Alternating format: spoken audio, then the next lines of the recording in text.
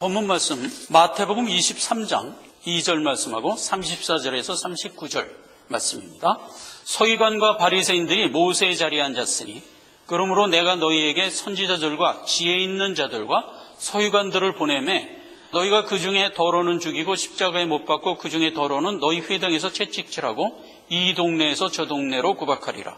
그러므로 의인 아벨의 피로부터 성전 제단 사이에 너희가 죽인 바가랴의 아들 사가랴의 피까지 땅 위에서 흘린 의로운 피가 다 너희에게로 돌아가리라. 내가 진실로 너희에게 이르노니 이것이 다 이 세대에 돌아가리라. 37절 예루살렘아 예루살렘아 선지자들을 죽이고 내게 파송된 자를 돌로 치는 자야. 암탉이 그 새끼를 날개 아래 모음같이 내가 내 자녀를 모려한 일이 몇 번이냐. 그러나 너희가 원치 아니하였도다. 보라, 너희 집이 황폐하여 버림받으리라. 내가 너에게 이르노니 이제부터 너희는 찬송하리로다. 주의 이름으로 오시는 이여 할 때까지 나를 보지 못하리라. 아멘. 모세의 자리에 앉았다는 것은 주의 자녀의 이름을 가졌다, 이런 뜻이잖아요. 주의 자녀의 이름을 가지고 이들이 영생 얻기를 거부하고 제단이냐 제물이냐 했을 때 제단보다는 언제나 제물을 더 중시하는, 돈을 사랑하는 그와 같은 마음으로 이들이 지금 서 있어요. 그래서 하나님이 마태복음 23장에 그러한 모습으로 지금 모세의 자리에 앉았다는 것은 선지자의 자리에 앉았다는 거거든요. 그래서 교회를 장악하고 있는 자들을 강하게 질책하는 가운데 지난 시간에는 어째서 저들이 좋아하는 돈을 하나님은 왜 제단에 돈을 드리라 했을까 하는 이유를 11조라는 제목으로 자세히 살펴보았습니다. 자, 오늘은 계속 이어서 모세의 자리에 앉은 자들이 결국은 어떻게 칠이 되는가 하는 부분으로 살펴보려고 하는 겁니다. 서기관들과 바리새인들, 그들은 예수님이 사역하던 그 시절에도 교계를 장악하고 있던 자들이에요. 오늘날도 마찬가지입니다. 교계를 실질적으로 힘을 가지고 장악하고 있는 자들은 사실상 바리새인들과 서기관들과 같은 자들이 차지하고 있어요. 그들은 지금 23장에서 어떤 모습이었어요?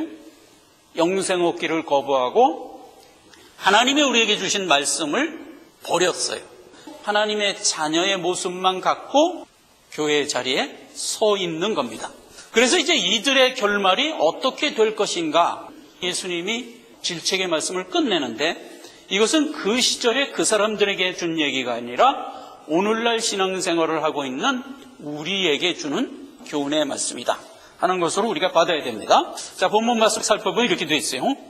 하나님이 보낸 선지자들과 주의 종들을 계속 죽이고 핍박을 했어요. 결국 이들이 흘린 피는 그 핏값을 너희가 받을 것이다 라고 36절에 얘기하고 있습니다. 바가랴의 아들 사가랴의 피까지 제단에서 흘린 피에 대한 얘기가 나옵니다. 그 얘기는 이제 역대하 24장 21절에 BC 835년 어간이에요. 유다의 요아스 왕 시절에 요아스 왕이 처음에 이제 선한 왕으로 잘 지내다가 나중에 신앙을 버렸어요. 그 신앙을 버리게 되니까 사가랴라는 선지자가 요아스 왕에게 비판의 소리를 던졌어요. 그랬더니 요아스 왕이 그 사가랴 선지자를 데려다가 죽여버렸어요. 그걸 지금 예수님이 여기서 지적하는 거예요. 근데 그 핏값을 너희가 받으리라 그랬어요. 나중에 빌라도가 군중들한테 예수는 죄가 없는데 예수가 흘린 핏값에는 나는 상관이 없다 그러면서 대야에다 물을 담아서 빌라도가 손을 씻고 나가죠.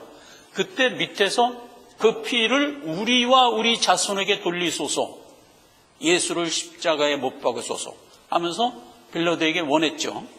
그 말 그대로 이스라엘 백성은 그 이후에 엄청난 핍박을 받으면서 오늘날까지도 고난 속에 받고 있는 겁니다.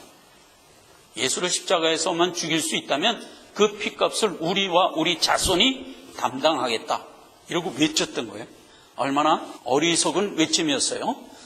그 말 그대로 진실로 너에게 이르노니 이것이다 이 세대에 돌아가리라. 그러면서 이제 37절 이하에 예루살렘아 예루살렘아 선지자를 죽이고 내게 파송된 자들을 돌로 치는 자여, 내가 너를 암탉이 병아리를 품듯이 계속 품어왔다. 그런데도 불구하고 너희가 나를 거부했기 때문에 너희는 너희 집이 황폐하리라. 이제 이후 찬송하리로다 주의 이름으로 오시는 이여 할 때까지 너희는 나를 만나지 못할 것이다. 이런 예언적 말씀으로 질책을 끝냅니다. 자, 이 얘기가 비밀을 담고 있는 말씀입니다. 예수님이 이들을 지칭할 때 예루살렘아 예루살렘아 이런 호칭을 써요. 모세 자리에 앉아서 성민의 이름을 갖고 해악질을 하고 있어요. 그런데 예수님은 그들을 뭐라고 지칭하고 있어요? 예루살렘아 예루살렘아. 예루살렘은 누구의 닉네임이죠? 택함받은 성도의 닉네임입니다. 이렇게 얘기한 셈입니다. 내 아들아 내 아들아. 이들이 지금 해악질을 함에도 불구하고 하나님은 그들을 포기한 적이 없다. 이렇게 얘기한 셈이에요. 그리고 이제 황폐해진다 하는 것은 물론 황폐라는 말이 좋은 말은 아니지만 성경에 일관된 죄를 진멸하는 모습과는 다른 모습이에요. 죄를 관련하여 진멸하는 모습은 언제나 확실하게 멸절하는 거예요. 그런데 여기는 황폐해버린다 그랬어요. 진멸하고는 조금 다른 단어를 썼어요. 그리고 이제 마지막에 찬송하리로다 주의 이름으로 오시는 이여 할 때까지 나를 보지 못하리라 그랬는데, 찬송하리로다 주의 이름으로 오시는 이여는 3일 전에 예수님이 호산나 호산나 하면서 이미 예루살렘으로 들어왔었잖아요. 어째서 그 얘기를 썼을까 하는 얘기예요. 예수님이 예루살렘을 향하여 오는 모습을 이사야서 21장에서 한번 예언한 적이 있었죠. 파수꾼에게 이렇게 명했어요. 예루살렘을 향하여 오는 나귀떼와 마병대 떼를 부리라. 보고든 나에게 알려라. 이렇게 예언됐단 말이에요. 파수꾼이 알았습니다. 그리고 밤을 새워 경성하면서 지키고 있었어요. 그랬더니 과연 마병대가 창검을 들고 와서 바벨론을 진멸하는 거예요. 그래서 이제 주께 보고를 합니다. 주여, 제가 보았는데 마병대가 와서 바벨론을 진멸하더이다. 이렇게 보고를 했죠. 그때 그 파수꾼에게 뭐라고 지시를 했었죠? 나귀떼와 마병대가 오는 것을 보거든. 이렇게 얘기했어요. 그러면 예수님이 예루살렘을 향하여 오는 모습은 언제나 두 모습을 품고 오는 거예요. 하나는 나귀 타고 오는 모습, 하나는 마병대로 오는 모습. 그런데 3일 전에 호산나 호산나 하면서 예루살렘 성에 입성한 것은 못하고 왔죠. 겸손한 모습으로 나귀 타고 와서 내 백성을 살리러 오시는 거예요. 그 모습만 있는 게 아니에요. 예수님이 예루살렘을 향해 오는 것은 그 모습과 동시에 사단을 진멸하러 오는 거예요. 그래서 십자가에 못 박혀 죽으시는 모습은 나귀 타고 오는 모습이었죠. 그러나 실제로 십자가 대속을 이룰 때 사단은 심판되고 결박되잖아요. 죽음의 자리까지 예수님이 내려가서 사단을 결박하고 내 백성을 끌어내왔던 거 아니에요? 그렇기 때문에 예수님이 나귀 타고 오는 모습에는 사실상 마병대를 타고 창검 들고 오는 모습에 오버랩이 되어 있는 모습이었죠. 이사야서에서 파수꾼은 마병대만 봤어요. 3일 전에 이스라엘 백성들은 나귀떼만 보고 있는 거예요. 그러나 실제는 뭐예요? 예수님은 나귀떼와 마병대를 동시에 타고 오는 모습이에요. 결국 예수님은 구속사를 끝내고 나면 마병대를 타고 천군 천사와 함께 와서 죄를 영속할 거예요. 그게 구속사의 끝이죠. 이렇게 된 얘기라고 본다면 너희가 지금 찬송하리로다 찬송하리로다 주의 이름으로 오시는 이여 할 때까지 나를 보지 못하리라 하는 말은 주님이 재림하여 창검 들고 세상을 심판하러 올 때까지 너희는 나를 보지 못하리라. 이렇게 된 얘기다 이 말이에요. 자, 그럼 이걸 묶으면 어떤 얘기냐? 택한 자 성민의 이름을 가지고 지금 교회라는 위치에 서서 해악질을 하고 있는 하나님의 백성 너희가 해악질을 끊지 않는다면 구속기간 내내 너희 집이 황폐하여 버리다가 결국 재림하는 나와 만나게 될 것이다. 자, 먼저 택한 자의 정의부터 우리가 살펴봐야 돼요. 하나님이 택할 때 11대 1 비율로 하나는 마귀를 택해요. 실질적으로 예수님이 오셔서 12제자를 택할 때 우리에게 일부러 보여주셨죠. 요한복음 6장 70절입니다. 예수께서 내가 너희에게 12를 택하지 아니하였느냐? 그러나 너희 중 한 사람은 마귀니라. 그래갖고 유다를 택한 것을 예수님이 말씀하는 거예요. 그러니까 예수님은 12를 택할 때 그 중에 하나는 마귀예요. 나중에 유다가 회개하여 구원을 받았을까? 아니에요. 유다는 마귀인 채로 마귀짓 하다가 멸망하는 것으로 끝나요. 그 얘기는 이제 마태복음 26장 24절에 예수님이 유다에 대해서 이렇게 얘기하죠. 인자를 파는 그 사람에게는 화가 있으리로다. 그 사람은 차라리 나지 아니하였다면 제게 좋을 뻔하였느니라. 마귀는 차라리 태어나지 않은 게 더 좋을 뻔했어요. 태어나서 결국은 진멸당할 거니까. 그래서 하나님이 택한 택함에는 꼭 이 비율을 우리가 기억하라는 건 아니에요. 11대 1 비율로 마귀도 택해요. 그런데 그 마귀를 왜 택하냐 하는 것은 내 자녀를 완성시키기 위한 어떤 촉매로 택하는 거예요. 그런 의미에서 마귀를 택해요. 자, 그러면 지금 모세의 자리에 앉아서 서기관들과 바리새인들이 해악질을 하고 있어요. 이들이 누구예요? 결국은 유다 같은 사람들이에요. 그래서 이제 유다 같은 사람들이라면 그들은 반드시 진멸되고야 말 거예요. 그러나 그 안에는 내 자녀가 살짝 껴묻혀 있어요. 주의 은혜를 몰라서 그들 사이에 살짝 껴묻혀 있어요. 이사야서 43장 4절 내가 너를 지명하여 불렀나니 너는 나를 알지 못하였을지라도 나는 네게 칭호를 주었노라. 내 자녀임에도 불구하고 불신자 사이에 껴묻혀서 바르지 못한 신앙생활을 하고 있는 내 자녀들도 있어요. 예를 들면 누구 같은 사람이에요? 사도 바울 같은 사람이에요. 사도 바울은 분명히 하나님이 택한 하나님의 자녀였어요. 나중에 훌륭하게 완성돼서 하나님의 자녀로 천성에 입성하는 자예요. 그러나 그가 어떤 모습으로 있었어요? 바리새인과 서기관 틈에 끼어서 예수를 핍박하고 예수 믿는 자를 죽이고 스데반을 잡아다 돌로 쳐 죽이는 일에 가담하고 이런 모습으로 있었어요. 그렇기 때문에 지금 서기관과 바리새인들이 해악질을 하고 있는 그 모습 안에는 정말 내 자녀도 껴묻혀 있는 거예요. 하나님은 그들을 어떻게 치리할 거냐 하는 거예요. 결론부터 얘기하면 구원해 낼 거예요. 근데 어떻게 구원해 내느냐 하는 것을 오늘 살펴보고자 하는 거예요. 오늘 본문 말씀이 그 말을 살짝 암시하고 있어요. 찬송하리로다 주의 이름으로 오시니여 할 때까지 너희가 나를 보지 못하지만 끝내 너희는 깨닫고 돌아오게 하리라 하는 얘기가 성경 내내 기록되고 있어요. 하나님은 어떤 의도를 갖고 그렇게 그 과정을 거치는 자도 있게 하셨어요.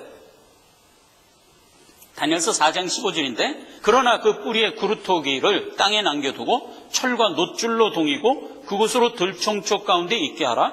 그것이 하늘 이슬에 젖고 땅의 풀 가운데 짐승과 더불어 그 분량을 함께 하리라. 또 그 마음이 변하여 인생의 마음 같지 아니하고 짐승의 마음을 받아 7대를 지나리라. 17절 이는 순찰자의 명령대로요 거룩한 자의 말대로니 곧 인생으로 지극히 높은 자가 인간 나라를 다스리시며 자기의 뜻대로 그것을 누구든지 주시며 또 지극히 천한 자로 그 위에 세우는 줄을 알게 하려 함이라. 큰 나무가 하나님의 은혜를 받아서 아주 잘 자라고 있었어요. 근데 그 나무가 어느 날 갑자기 잘라버렸어요. 그래서 구루토기만 남겨. 구루토기만 남긴 것에서 그치지 않고 그것을 쇠줄로 둥둥 감았어요. 그래갖고 7대를 보낸대요. 성경에서 7대는 뭐예요? 구속기간 내내. 다니엘서 9장 24절에 7대에 대한 정의가 나오죠. 내가 거룩한 내 백성과 거룩한 성을 위하여 70일에로 기한을 정하였나니. 이게 하나님이 정한 구속사예요. 그래서 그 기간이 끝나면 어떻게 된다? 죄악이 영속되며 의가 성취되며 두 측면이 나오는 거예요. 죄는 멸절되고 하나님의 의는 완성되며. 그게 이제 70일에 담겨준 하나님의 뜻이었다고요. 즉 구속 기간이죠. 그런데 자 보세요. 구루토기를 남겨서 쇠줄로 칭칭 감아서 7대를 지나게 한대요. 그럼 구속기간 내내 그 모습으로 있다가 나중에 어떻게 된다고요? 깨닫고 돌아온다고요. 그럼 그 내내 있을 때는 짐승의 마음을 가지고 7대를 보낸다. 이렇게 돼 있어요. 그러니까 택한 내 자녀가 사단의 마음을 갖고 구속기간 내내 헛되게 살다가 마지막에 가서야 깨닫고 돌아오게 하리라 라고 된 말하자면 예언의 내용인데, 이 내용 이대로 한번 표본적으로 살아왔던 사람이 누구죠? 느부갓네살. 느부갓네살이 왕으로서 백성들의 칭송을 받으면서 살다가 자기가 자고했어. 야, 이 모든 것을 내가 내 힘으로 이뤘지 하면서 자랑을 하자 갑자기 짐승같이 돼버리죠. 그래갖고 소처럼 풀을 뜯고 짐승같이 돼서 7대를 지나죠. 그리고 7대 지나고 나서 어느 날 호련히 깨닫고 다시 본 모습으로 살아나죠. 그래갖고 잘 다스렸더라 라는 것으로 모형에 담아줬었잖아요. 그러니까 느부갓네살 왕이에요. 성도들은 항상 왕이에요. 우리가 왕이에요. 그러니까 느부갓네살 왕의 그 모습을 담아서 우리에게 보여줬던 거잖아요. 그런 역사가 믿는 성도들에게 있다 이 말이에요. 그게 바로 오늘날 이스라엘이에요. 이스라엘은 하나님의 택한 선민이에요. 그런데도 불구하고 예수님 그 당시부터 지금까지 계속 뭐를 거부하고 있어요? 하나님의 은혜를 거부하고 있어요. 그런데도 불구하고 이스라엘은 뭐예요? 하나님의 택한 자예요. 하나님의 뜻을 거부하면 뭐예요? 마귀처럼 진멸돼야 돼요. 그런데 이스라엘은 진멸하지 않고 계속 황폐케 되는 모습으로 여기까지 오면서 앞으로 주님이 재림할 때까지 그 모습으로 갈 것 같은 모습이에요. 여기에 대한 하나님의 섭리를 지금 비밀에 담아서 우리에게 알려주고 있는 거예요. 로마서입니다. 로마서 11장 11절 구원이 이방인에게 이르러 이스라엘로 시기나게 함이라. 저희의 넘어짐이 세상의 부요함이 되며 저희의 실패가 이방인의 부요함이 되거든 하물며 저희의 충만함이요 저희를 버리는 것이 세상의 화목이 되거든 그 받아들이는 것이 죽은 자 가운데서 사는 것이 아니면 무엇이리요. 기본적인 얘기를 해주고 25절 형제들아 이 비밀을 너희가 모르기를 내가 원치 아니하노니 이 비밀은 이방인의 충만한 수가 들어오기까지 이스라엘의 더러는 완악하게 된 것이라. 그리하여 온 이스라엘이 구원을 얻으리라. 기록된 바 구원자가 시온에서 오사 야곱에게서 경건치 않은 것을 돌이키겠고 내가 저희 죄를 없이 할 때에 저희에게 이루어질 내 언약이 이것이라 함과 같으니라. 이스라엘이 나를 거부하고 계속 해악질을 하면서 살아가지만 결론은 뭐예요? 내가 이스라엘을 포기한 적이 없다 이 말이에요. 결국 이스라엘은 구원을 얻을 것인데 언제 얻냐? 죄를 영속하는 재림 때 가서야 깨닫고 돌아오리라. 그것은 내가 이미 언약하였다 이 말이에요. 그 언약이 언제 했냐 하는 것은 성경 내내 우리에게 알려주고 있는 바인데 여러 언약들이 있는데 그중에 두 가지만 살펴보겠어요. 하나는 이사야서 27장 1절 이하의 말씀이에요. 그날에 여호와께서 바다에 있는 용들을 죽이시리라. 그러면 이게 무슨 말이에요? 주님이 재림한다는 말이에요. 그렇죠? 사단을 진멸한다는 말이니까. 8절 주께서 백성을 적당하게 견책하사 쫓아낼 때에 동풍 부는 날에 폭풍으로 그들을 옮기셨느니라. 자, 요 얘기가 아까 본문 말씀에서 보라 너희 집이 황폐하여 버리리라 했던 말에 대한 비밀의 언약의 말이에요. 적당하게 견책하면서 동풍 부는 날에 폭풍 가운데 옮긴대요. 그렇게 구원을 한대요.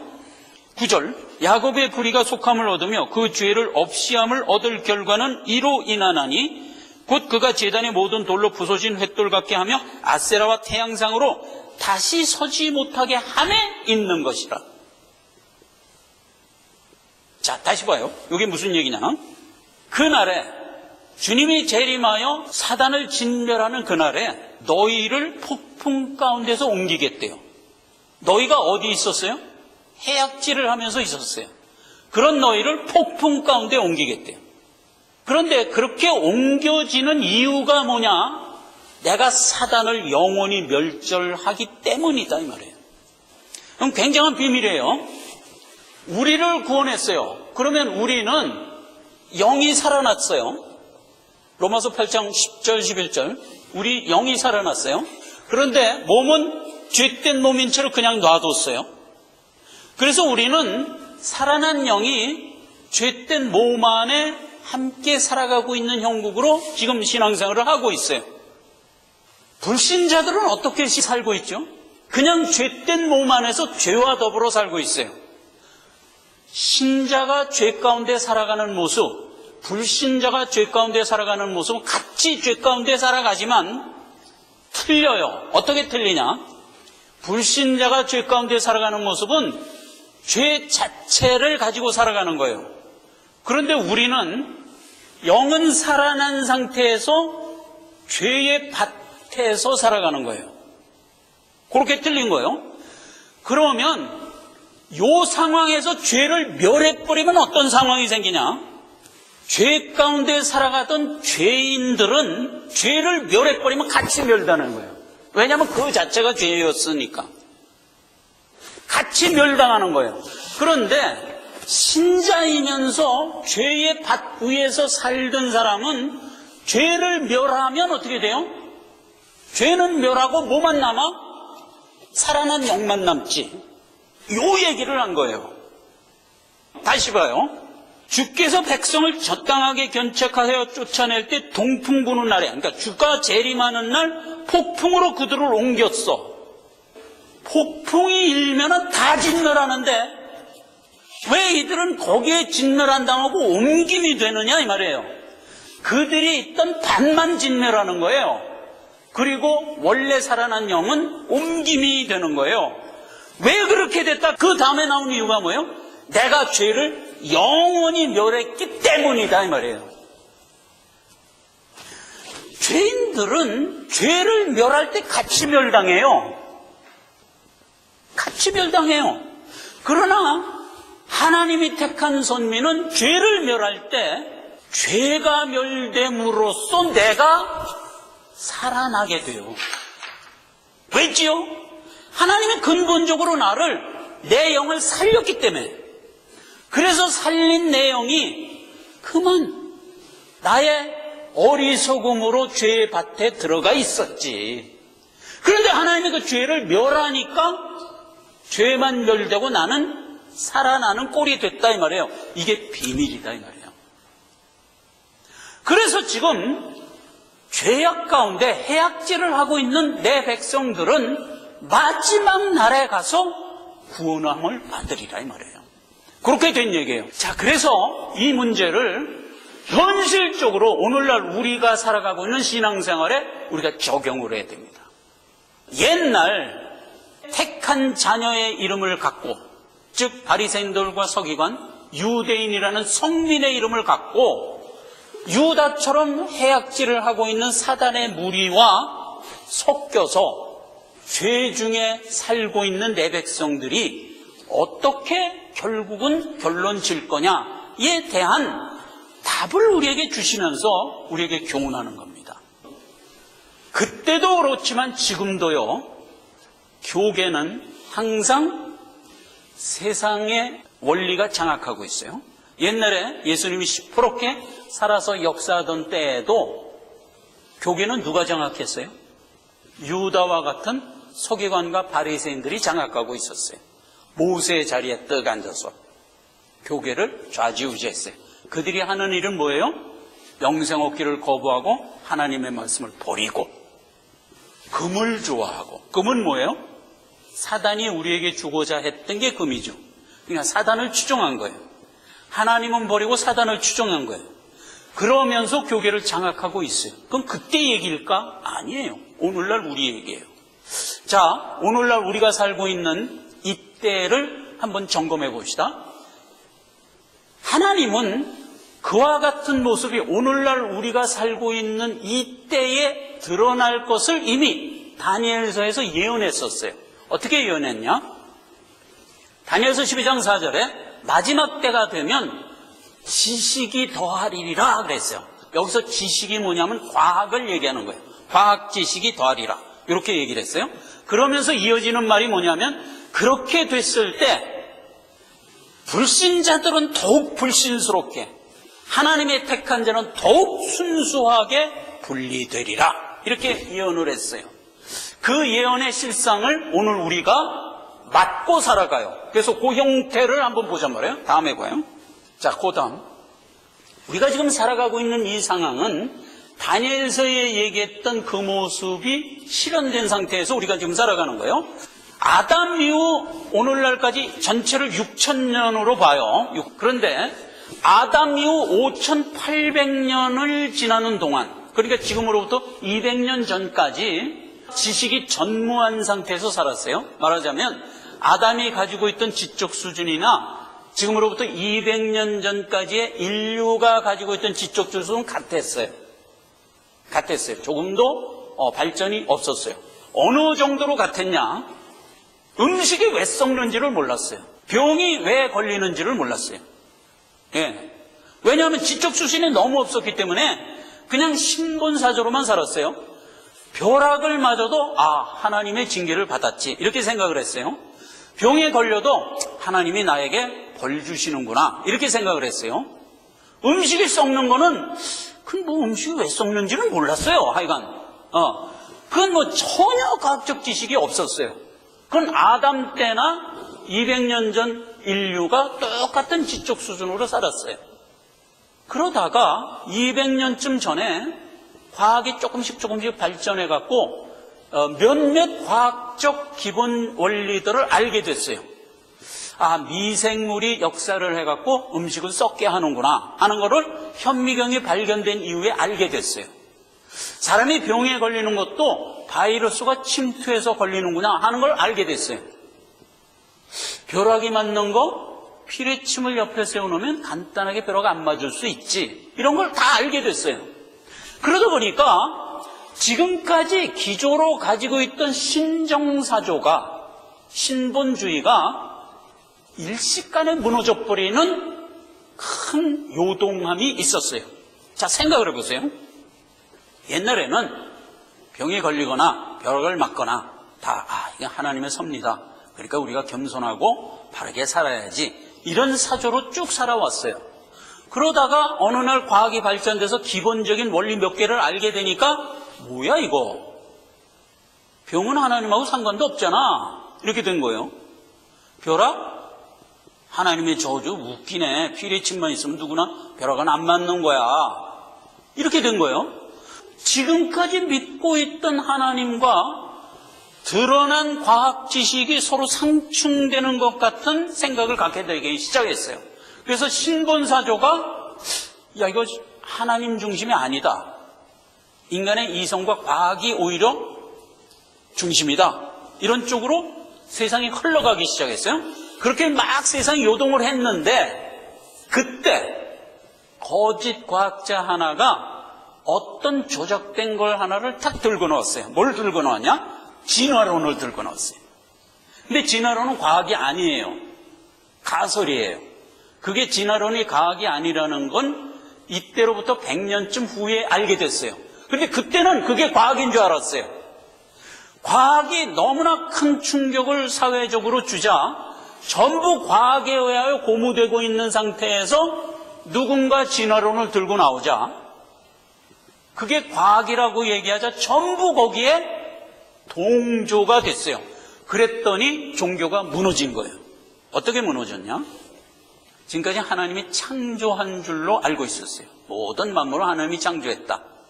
그런데 과학이 드러나고 보니까 창조가 아니라 진화된다. 그래서 이제 적당한 양분과 적당한 온도와 적당한 충격이 가하자 거기서 미생물이 나왔고, 미생물이 집신벌레, 집신벌레가 물고기, 계속 진화해서 동물이 되고 사람이 된 거다. 그럼 창세기 하나님이 종류별로 생물을 창조했다는 말은 허구로구나 이렇게 된 거예요. 허구로구나 이렇게 된 거예요. 결론부터 얘기하면 과학은 하나님이 천지를 만든 기본 원리들이죠. 하나님이 만든 원리들이죠. 결국 하나님은 천지를 만드시면서 거기에 과학적 원리들을 다 내재시켜서 그 만든 천지가 운영되도록 역사했던 거예요. 그런데 그걸 인간이 과학적 지식 몇 개를 찾아내고 이거는 스스로 진화한 거다라는 가설을 만들어낸 거예요. 그래서 진화론은 조작이에요. 가설이에요. 나중에 과학 법칙으로 진화론을 점검해 보니까 그건 조작이라는 건 증명이 됐어요. 오늘날은 그게 증명이 됐어요. 그런데 그때는 그게 과학인 줄 알았어요. 자, 그래가지고 사회가 온통 난리 법석이 난 거예요. 제일 먼저 타격을 입은 게 종교계예요. 종교계의 모든 교육자들은 성경을 찰떡같이 믿고 있었어요. 그랬는데 과학 법칙이 발견되자 이게 허구라는 것으로 스스로 증명이 돼버린 거예요. 진화론에 의하여요. 근데 그 진화론은 허구였는데도 불구하고 그게 과학인 줄 알고 전부 사람들이 그걸 믿게 됐어요. 특히 종교 지도자들이 큰 패닉에 빠졌어요. 이거 어떻게 하면 좋으냐? 이성이 발달되고 과학이 발달되자 이게 다 허구라는 게 증명이 됐는데 이제 어떻게 하면 좋으냐? 사람들이 교회에 나오지 않기 시작했어요. 이게 어느 정도로 순식간에 바뀌었냐면요. 그때 당시까지 98% 이상이 신본주의 사조였던 게 어느 날 갑자기 트랜스포가 되었고 98% 이상이 인본주의 사조로 바뀌어버렸어요. 이 엄청난 변화가 1800년 어간에 있었던 거예요. 그거는 역사적으로 우리가 경험을 그때 있지 않았기 때문에 못하지만 우리가 역사적인 다른 사건들을 통하여 간접 경험할 수가 있어요. 여러분, 세상이 어떤 사조를 조작된 이론을 갖고 와서 확 뒤집는 사례들이 많아요. 우리가 살아가는 이 경제성, 정치, 사회 이 필드에는 그런 예를 역사적으로 몇 개 우리가 체험한 거 몇 가를 한번 생각해 볼까요? 히틀러가 사이코였어요. 거의 미치광이였어요. 그런데 나와갖고 어떤 조작된 언변을 통하여 독일 국민을 호도했어요. 그랬더니 독일 국민의 98%가 열광을 했어요. 불과 4년 후에 이게 환상이었구나를 깨닫고 나서 독일 국민이 패닉에 빠지죠. 왜 그때 우리가 저 또라이 같은 히틀러에게 열광을 했던가? 이유를 아무리 찾으려고 해도 없는 거예요. 아무리 찾으려고 해도. 그래갖고 내린 결론이 뭐예요? 아마도 그때 전 독일 국민이 최면에 걸렸었던 모양이다. 이렇게 정리하고 말았어요. 늘 보면 세상은 그래요. 잘못된 게 와서 세상을 뒤집는 거는 아주 순식간이에요. 최근에 이 비슷한 사건이 한국에도 있었어요. 박근혜 대통령이 어떤 언론에서 보도를 했어요. 최순실이라는 형편없는 사람을 함께 어우러져 갖고 국정을 농단했어. 이렇게 보도를 한 거예요. 그리고 그 태블릿 PC를 증거로 내놨어요. 이 태블릿 PC 안에 최순실이라는 형편없는 사람하고 박 대통령하고 서로 국정을 나눈 사례가 이 태블릿 PC 안에 다 있어. 이러고 보도를 했어요. 그래갖고 대한민국 국민이 전부 공분을 했어요. 저도요, 그 뉴스를 듣고, 이건 말도 안 된다. 저런 사람이 대통령이 될 수는 없지 않냐. 저도 그렇게 생각했다니까. 그래가지고 전 국민이 당연히 끌어내려야지. 만약 그렇다면. 그게 끌어내렸어요. 그리고 나서 지금 1년도 채 안 됐는데 드러났어요. 뭐가? 그때 언론이 보도한 태블릿 빛은 조작이었다는 게 드러났어요. 그러니까 이제 완전히 또 거꾸로 패닉이 된 거야. 아니 그러면 우리가 그럼 완전히 조작에 놀아났네 이렇게 또 된 거예요. 그래서 지금 대한민국이 난리 법석이 난 거예요 지금. 이쪽이 옳다 이쪽이 옳다 난리 법석이 난 거예요. 이런 일은 늘 세상에 있는 현상이에요. 그러므로 세상은 헛된 것이에요. 누가 옳고 누가 그른 거는 해당치 없는 거예요. 자, 그런데 지금 성경이 지식이 더하면서 이 패닉에 빠지게 되리라 이 말이에요. 과학이라는 몇몇 법칙들이 드러나자 온통 신정사회가 인본주의 사조로 바뀌면서 그때 진화론이라는 조작된 이론을 들고 나오는 바람에 완전히 무너져 버리고 말았어요. 완전히. 나중에 이게 조작이라는 게 100년쯤 후에 드러났는데 그때는 이미 전 세계는 인본주의 사조로 완전히 바뀐 후예요. 그래서 오늘날 우리가 그런 세월을 살고 있어요. 정치, 경제, 사회는 신본주의에서 인본주의로 바뀌었어요. 인간의 이성과 과학이 전부다. 이렇게 바뀐 거예요. 그리고 기독교도 창조인 줄 알고 봤는데 이거는 하나의 상징이었네. 원래는 진화가 과학적인 이론이래네. 그럼 우리가 여태까지 속았네. 이대로는 우리가 종교를 이끌고 갈 수가 없지. 우리 종교를 바꾸자. 그래갖고 신신학으로 바꿨어요.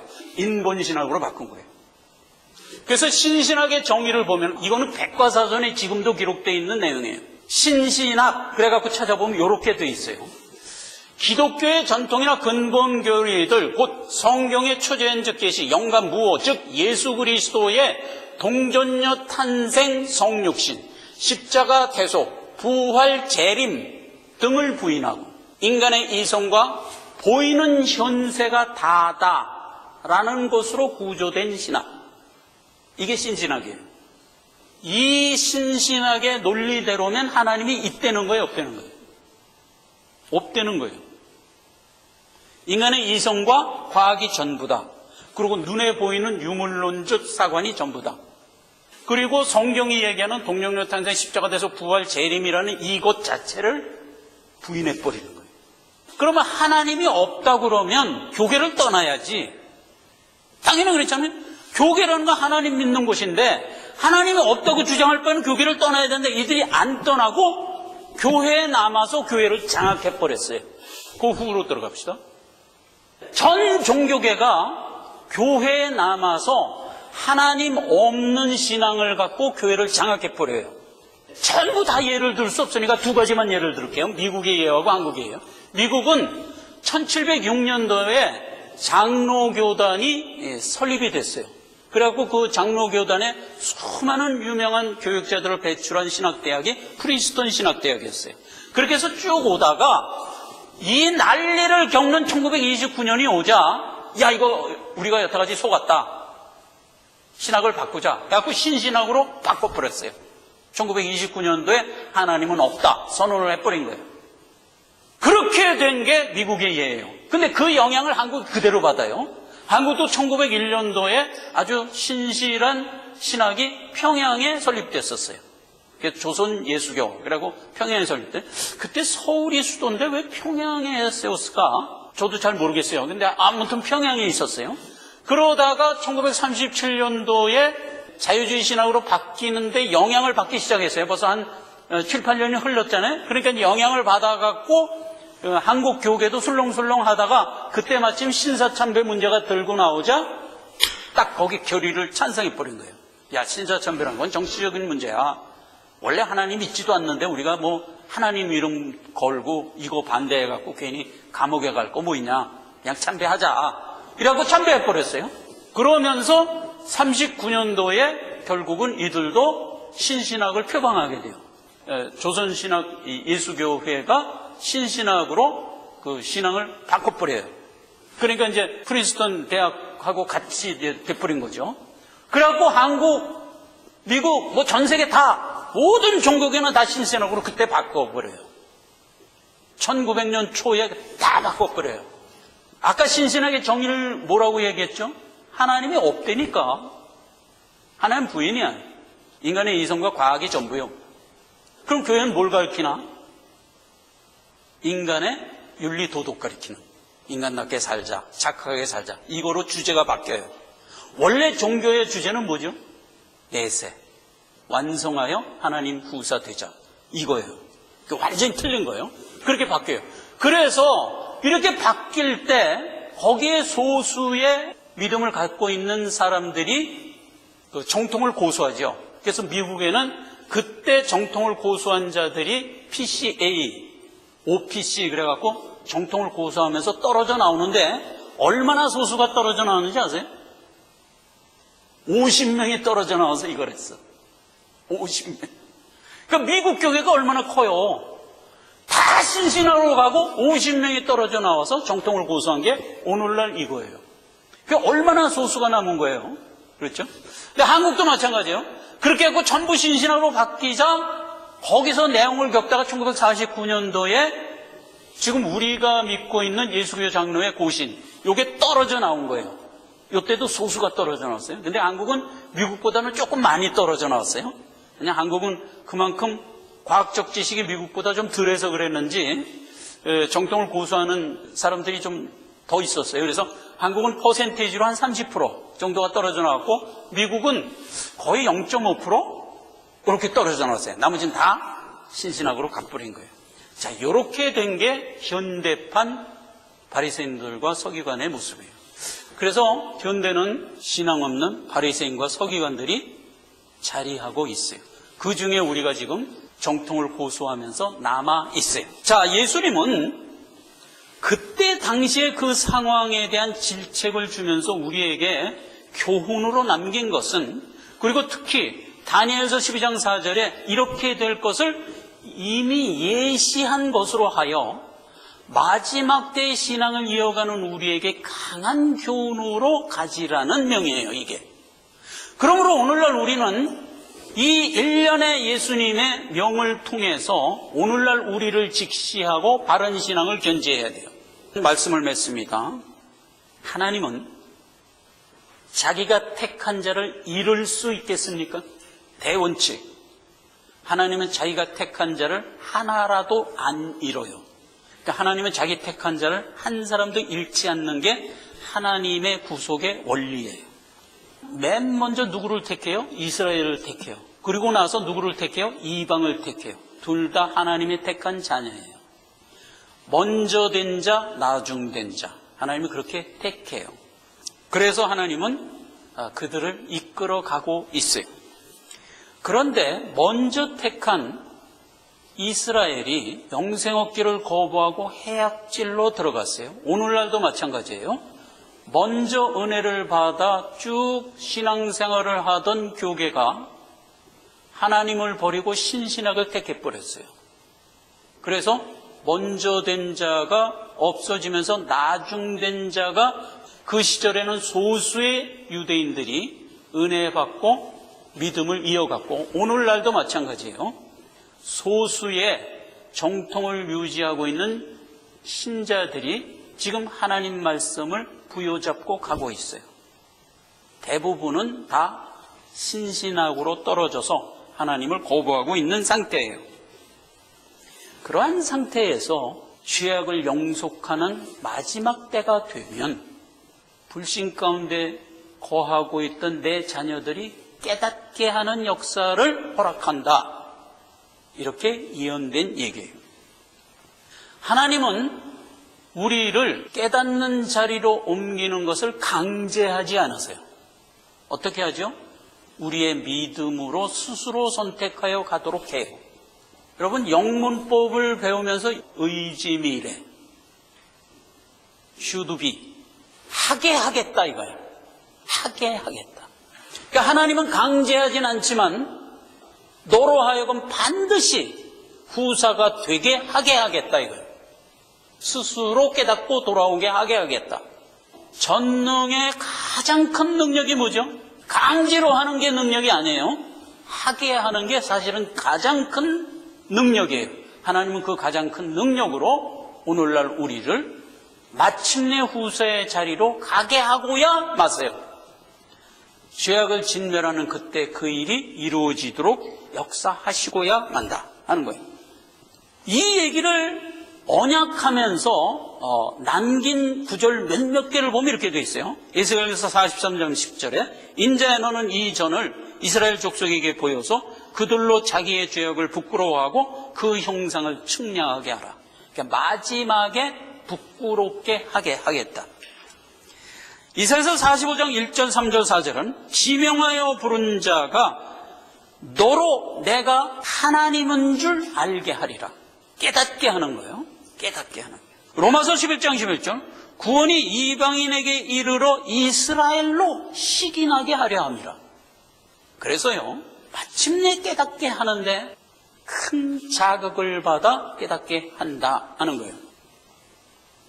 이방인은 오늘날 우리죠. 예수 믿고 구원받은 우리는 먼저 택한 이스라엘에게는 우리가 어떻게 보이냐? 우리는 그들에게 용신봉이다. 이 말이에요. 용신봉이라는 말 여러분 처음 들어보죠? 여기 일본 말인데 요진보라는 말이에요. 일본 고사에 이런 말이 있었어요. 어떤 사람이 고아인데 어떤 주인의 집에서 어린 시절을 보냈어요. 근데 주인이 고아를 핍박해갖고 매일 몽둥이로 다스렸어요. 가출을 해서 나가서 나중에 크게 성공을 해서 고향으로 돌아옵니다. 돌아와서 자기를 허구한 날 패던 주인한테 가서 절을 합니다. 복수를 할 줄 알았더니 오히려 나한테 와서 절을 하니까 이제 당황하지. 그때 이 사람이 품속에서 보자기로 싼 뭐 하나를 이렇게 꺼내서 펼치는데 보니까 피 묻은 몽둥이. 주인께서 나를 사랑의 매로 다스려 주신 것을 감사합니다 하면서 절을 한 거예요. 그래서 그 용신봉, 마음을 이끄는 회초리다 해갖고 용신봉, 인도자 자극제. 오늘날 예수 믿고 신앙생활 잘하면서 후사의 자리로 열심히 나가고 있는 우리는 해악질을 하고 있는 이스라엘 백성에게는 우리가 자극제인 거예요. 그래서 결국 우리를 보고 돌이키게 하신다. 예수 믿고 신앙생활하는 우리는 많은 부분 쓰러지고 자빠지면서 이 길을 갑니다. 그런 우리가 꼭 기억해야 하는 것이 무엇이죠? 그런 길로 간다 할지라도 우리는 망하지 않는다. 이걸 우리가 기억하라는 겁니다. 또 하나는 우리가 성실하게 가야 하나님의 자리에 바르게 설 수 있다. 저 이스라엘을 봐라. 주를 거부하고 해악질을 하면서 살다가 마침내 주님이 재림하는 그때서야 깨닫고 돌이키기는 하지만 그게 좋아 보이더냐? 이 말이에요. 아니지 않느냐? 너에게 허락한 수완을 성실하게 살아서 하나님 나라의 후사로 완성되는 게 좋지 않겠냐? 이렇게 강하게 교훈하는 것으로 마태복음 23장은 끝을 내는 겁니다. 기도하겠습니다. 하나님 아버지 은혜를 감사드립니다. 우리의 신앙생활의 끝은 결국 완성입니다. 이것은 하나님이 작정한 일이므로 우리의 의지와 상관없이 완성되고야 맙니다. 그럼에도 불구하고 우리는 이것에 편승하여 우리의 인생을 함부로 살 수 없습니다. 바리새인과 서기관들을 질책하는 과정에서 결국 우리에게 남기신 교훈인 줄 알고 우리가 감사함으로 받습니다. 예수님의 이름으로 기도했습니다. 아멘.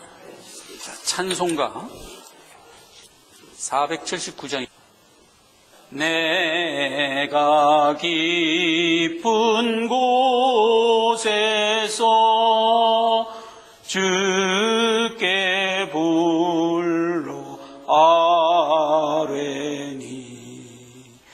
주여 나의 간구를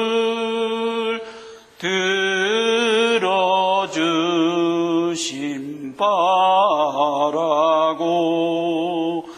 보좌 앞에 나가니 은혜 내려 주소서. 4절 이스라엘 백성아 주만 믿고 바라라. 주의 기쁜 은총에 우리 구원 있으니 변함없는 주님만 믿고 기다릴지라.